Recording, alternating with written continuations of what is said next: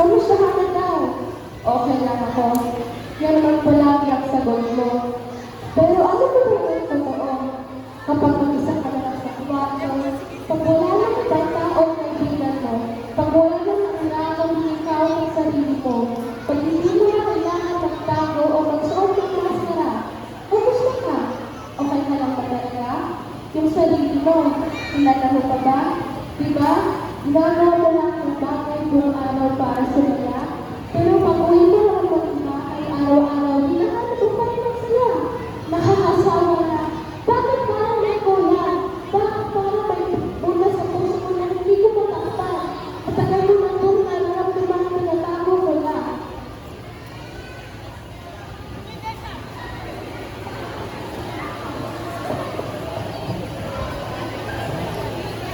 Pero sandali, pagod na ako magpudumi. Ito yung totoo ako. Matagal ang hindi okay, malungkot, pagod, tuwaan, sugatan, talunan. Yan ang totoo ako. Hanggang sa may sumunod sa sulat ko, nagulat ako. Anak, alam kong pagod ka ng pumasok at magtrabaho. Pagod ka ng matulog at lumisip para lang may patunayan naman sa ibang tao. Alam ko nasasaktan ka na kasi lang ang tao minamahal mo, ginagamit ka, iniiwan ka. Tao ka, pero binabasura ka. Alam ko pinag-iinahan ka na. Sa dami ng tao inuusgan ka, ay tama ka.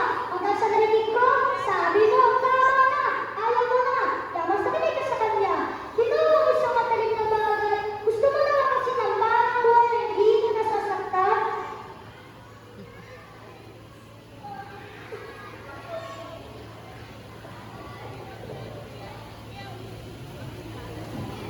Pero bilang nanay, naiintindihan naman kita. Pero sana alam mo rin kung paano ko nagutom at halos pa rin masuot noon.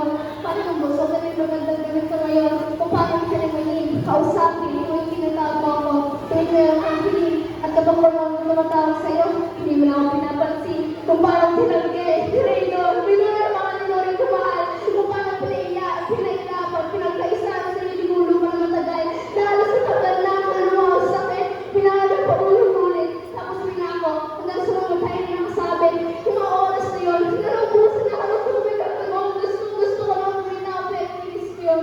Dahil tumingin ako sa paligid, naalala ko yung pag-ibig. Nakita ko ikaw, sabi ko, handa akong mamatay para sa'yo.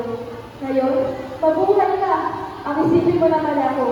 Mag-iilang ka sa nakatiling ka mundo. Ikwento mo yung mga sinabi ko, ipasa mo ang sulat ko. Huwag lang pa rin madapat kasi marami ka lang ko sa'yo.